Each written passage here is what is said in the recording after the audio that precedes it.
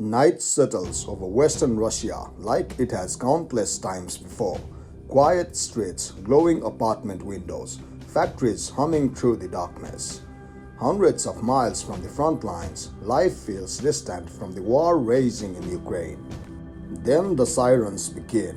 At first, it's just a distant wail, easy to dismiss, but within minutes, air defenses activate. Radar systems track unidentified objects cutting across the sky. Officials report incoming drones moving toward industrial district. In a war once defined by artillery barrages and tank columns, the battlefield has shifted, and it now stretches deep into Russian territory. This is not a single explosion, it is a coordinated wave. In the Krasnodar region, near the Black Sea, energy terminals become the focus. Oil storage tanks, towering steel cylinders filled with refined fuel, stand as symbols of economic and military endurance. When drones reach these sites, even limited impacts can trigger massive fires. Witnesses describe flashes in the sky, followed by thick plumes of smoke rising above refinery complexes. Emergency services rush in. Foam cannons spray burning fuel. Authorities temporarily restrict airspace. Maritime traffic slows as port security intensifies. These facilities are not just local assets. They are part of export networks, supply chains, and military logistics. Even a temporary disruption sends a message. Infrastructure, once considered safely beyond reach, is now exposed. Far from the southern coastline, the Perm region represents another layer of Russia's industrial engine. Chemical plants here produce compounds used in manufacturing, some with potential military applications. Reports of drone activity in this region are significant not just because of damage, but because of distance. Perm lies deep within Russia, far from Ukraine's border. The psychological weight of that reach cannot be overstated. Production halts while safety inspections begin. Workers evacuate sections of facilities. Even intercepted drones force shutdowns. Downtown becomes part of the strategy. In the Komi Republic, the Yukhta oil refinery processes crude into diesel, aviation fuel, and other essential products. It is not a frontline facility. It is part of the logistical bloodstream. When reports surface of drone impacts near the refinery, the number alone commands attention, roughly 1,000 miles from Ukrainian territory. Refineries are complex ecosystem of pipelines, distillation towers, and storage tanks. Damage to even a secondary unit can ripple through output schedules. Engineers scramble to assess structural integrity. Authorities increase perimeter security. For residents, the sense of remoteness vanishes overnight. Closer to Ukraine, regions like Belgorod and Voronezh have experienced repeated drone and missile alerts throughout the conflict. Air defenses are activated frequently. Residents have grown accustomed to emergency notifications interrupting daily routines. Industrial facilities in these areas, rail depots, fuel storage sites, supply hubs, remain prime targets. Each strike forces authorities to allocate more defensive resources. Airports temporarily suspend flights. Highways close for debris clearance. Windows shatter in nearby buildings. Even when casualties are avoided, the tension lingers. Ukraine frames these operations as strategic necessity, a response to sustained strikes on Ukrainian power grids, water systems, and urban infrastructure. By targeting refineries, chemical plants, and export terminals, Kyiv seeks to complicate Russia's logistics and stretch its defenses.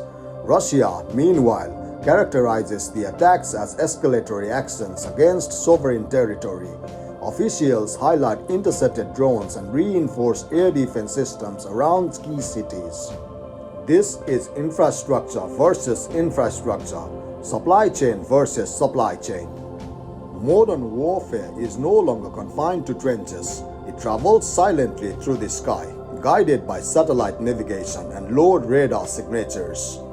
The real shift is psychological. For months, perhaps years, some Russian cities felt removed from the immediate of combat. Now, emergency alerts and defensive measures become part of daily life. Security checkpoints expand. Rooftop defenses appear near sensitive facilities.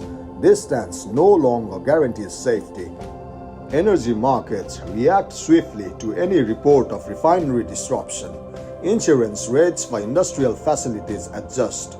Export volumes fluctuate. Even limited fires can influence global perceptions of stability.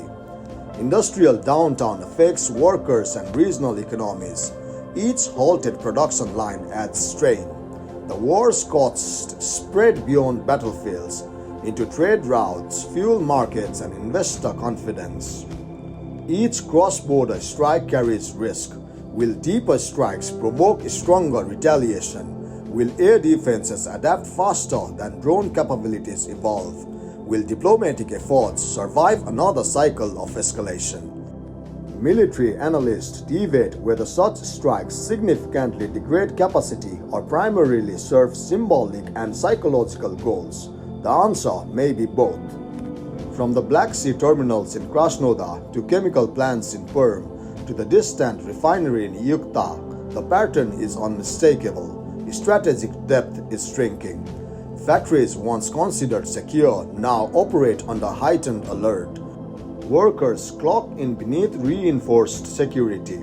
Emergency drills become routine. The war's map is no longer defined by front lines alone. It is defined by reach, by how far technology can travel before being intercepted. As dawn breaks over industrial skylines, smoke drifts across rooftops. Fire crews finish containment, damage assessments begin, official statements are released. Life resumes cautiously, but something fundamental has shifted. The perception of distance, the assumption of safety, that belief that the war was somewhere else. In modern conflict, the battlefield is not just where soldiers stand. It is where supply lines run, where fuel is refined, where logistics are coordinated. And when those places become target, the war changes shape.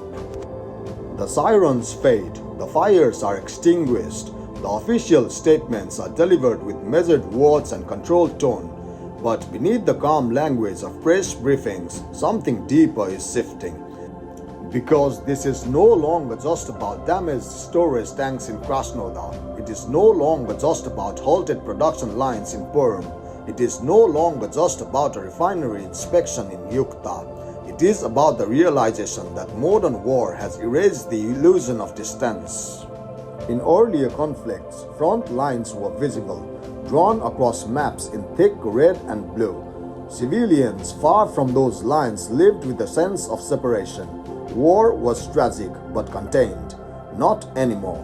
Now the battlefield is defined by coordinations typed into a guidance system, by small aircraft flying low on the radar, by algorithms adjusting flight paths mid-air. The weapon is no longer a column of tanks rolling across a border. It is something that can fit in the back of a truck, launched quietly, traveling unseen for hundreds of miles. And that changes everything. It forces military planners to rethink defense layers across an entire nation. It forces governments to protect not just borders, but factories, pipelines, export terminals, rail hubs, every node that keeps a war machine functioning. It forces civilians to confront a new reality. The war may not be visible on your street until it suddenly does. Tonight it was oil terminals. Tomorrow it could be transport infrastructure. The next night something else entirely. Each strike carries more than physical damage. It carries a message that strategic depth is shrinking, that geography is no longer a shield, that the cost of war will not remain confined to one side of a border.